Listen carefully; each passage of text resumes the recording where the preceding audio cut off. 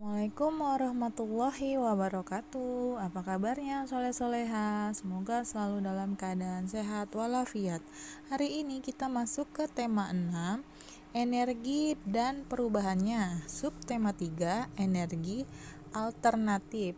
Untuk pembelajaran 4, 5, dan 6. Pembelajaran 4 kita masuk ke muatan bahasa Indonesia KD 3.2 dan 4.2. Meringkas informasi dari teks tentang energi alternatif. Nah, coba perhatikan sekarang teks yang akan Ibu bacakan tentang pemanfaatan air sebagai sumber energi. Air merupakan salah satu unsur penting dalam kehidupan manusia. Banyak kegiatan dalam kehidupan sehari-hari yang membutuhkan air. Pemanfaatan air misalnya untuk mandi, memasak, ataupun menyiram tanaman. Selain itu, air juga dimanfaatkan untuk mengairi sawah para petani. Selain dimanfaatkan untuk kegiatan sehari-hari, air juga dapat dimanfaatkan sebagai sumber energi alternatif. Air sebagai sumber energi dimanfaatkan pada pembangkit listrik tenaga air atau PLTA. Aliran deras air yang berguna untuk menggerakkan turbin pembangkit listrik. Turbin ini nantinya akan menghasilkan energi listrik untuk memenuhi kebutuhan listrik penduduk. Pembelajaran 4 kita masuk ke materi muatan PPKN KD 3.2 dan 4.2. Kewajiban menjaga kelestarian energi alternatif. Pernahkah kamu mendengar mengenai kelangkaan energi? Kelangkaan energi disebabkan oleh semakinnya menipis cadangan energi. Oleh karena itu, digunakan energi alternatif yang berasal dari air, angin, matahari, biomasa, biodiesel, dan lainnya. Sumber energi alternatif berupa air jumlahnya melimpah di bumi. Meskipun begitu, kita tetap harus menjaga kelestarian air. Kita harus menggunakan air dengan bijaksana. Kita juga harus menjaga kebersihan sumber daya air dengan tidak membuang sampah di sungai. Ajaklah orang tuamu untuk menanami lingkungan sekitar dengan pepohonan agar air di tanah tetap tersedia. Dengan begitu, kita telah menjaga kelestarian salah satu sumber energi alternatif di bumi. Masuk ke pembelajaran 5, muatan bahasa Indonesia KD 3.2 dan 4.2. Nah, Ibu akan membacakan sebuah teks mengenai pemanfaatan briket. Briket merupakan bahan bakar alternatif pengganti bahan bakar minyak. Briket berbentuk blok padat yang tersusun dari bahan-bahan mudah terbakar.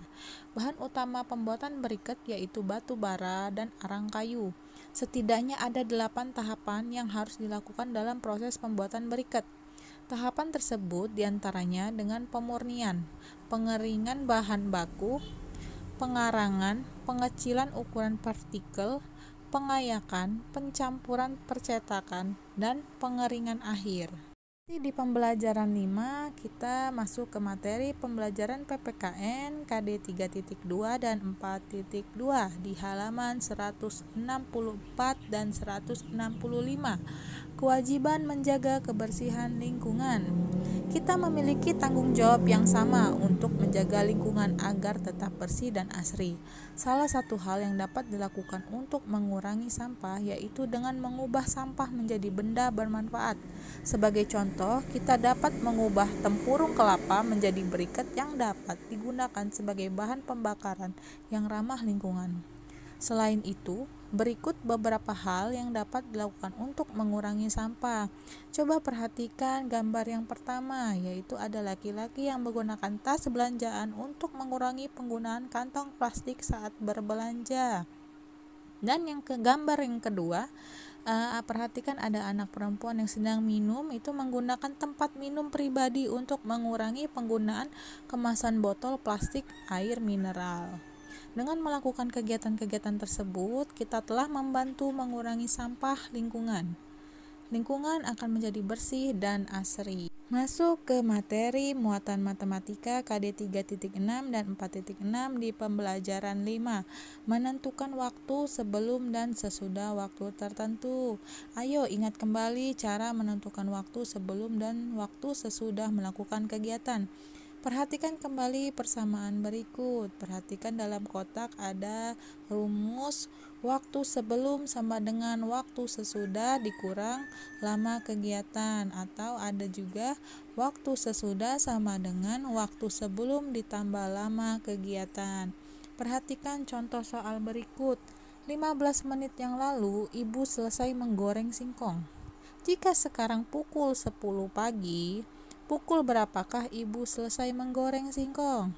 Untuk penyelesaiannya, kita buat 15 menit sebelum pukul 10 dapat ditentukan dengan bantuan gambar jam berikut. Kalau kita gambarkan dalam bentuk jarum jam, bisa diperhatikan di halaman 166, 15 menit yang lalu adalah jarum pendeknya di angka 10 dan jarum panjangnya di angka 9, dan untuk pukul sekarang adalah pukul 10 tepat. Jadi ibu bisa menyelesaikan menggoreng singkong pada pukul 9.45. Jadi sebelum pukul 10 itu ibu menggorengnya jam 9.45. Selanjutnya kita masuk ke pembelajaran 6. Untuk pelajaran Bahasa Indonesia KD 3.2 dan 4.2, menyimpulkan informasi dari teks tentang energi alternatif. Informasi yang terdapat dalam teks dapat kita peroleh setelah membaca teks secara keseluruhan dengan cermat. Kita dapat mendiskusikan informasi yang kita peroleh dengan orang lain. Setelah itu, kita dapat menyimpulkan hasil dari diskusi yang dilakukan. Berikut adalah langkah-langkah menyimpulkan informasi dari teks. Yang pertama, menyimak atau membaca informasi dari teks dengan cermat.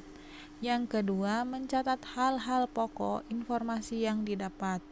Yang ketiga, membuat simpulan informasi dengan cara menyusun pokok-pokok informasi menjadi kalimat yang baik dan benar. Masuk ke materi matematika KD 3.6 dan 4.6 di halaman 168 pembelajaran 6. Soal cerita waktu sebelum dan sesudah waktu yang ditentukan. Kita sering menggunakan penghitungan waktu sebelum dan sesudah waktu yang ditentukan. Misalnya menentukan waktu 15 menit sebelum kereta listrik tiba. Perhatikan contoh soal berikut.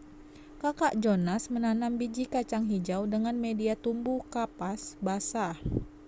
Biji kacang hijau akan mulai tumbuh dan berkecambah setelah 5 hari ditanam. Jika kakak menanam biji kacang hijau pada hari Rabu, hari apakah kacang hijau yang kakak tanam mulai berkecambah? Mari kita hitung 15 hari yang dilakukan kakak, yaitu dia menanam pada hari Rabu. Kita buat perpanjang. Kita buat harinya Rabu, Kamis, Jumat, Sabtu, Minggu, dan Senin.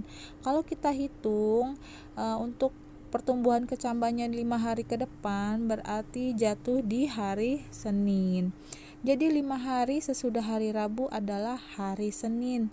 Jadi kacang hijau yang kakak tanam mulai berkecambah pada hari Senin. Pembelajaran 6, muatan PPKN KD 3.2 dan 4.2. Akibat tidak menjaga kebersihan lingkungan. Lingkungan yang tidak dijaga dengan baik dapat mengakibatkan kerugian bagi kita. Contohnya, membuang sampah di sungai akan menyebabkan bencana banjir, munculnya bibit penyakit, dan terganggunya ketersediaan air bersih untuk kegiatan sehari-hari. Kehidupan akan terganggu jika kita tidak menjaga kebersihan lingkungan. Oleh karena itu, kita harus menjaga lingkungan dimanapun kita berada. Menjaga lingkungan dengan baik merupakan kewajiban kita bersama. Kita harus mengingatkan satu sama lain untuk menjaga lingkungan. Contoh upaya menjaga lingkungan yaitu dengan melakukan piket sesuai dengan jadwal yang ditentukan, kerja bakti di lingkungan rumah, dan upaya diri sendiri untuk membuang sampah pada tempatnya. Sekian materi hari ini, Ibu akhiri. Wassalamualaikum warahmatullahi wabarakatuh.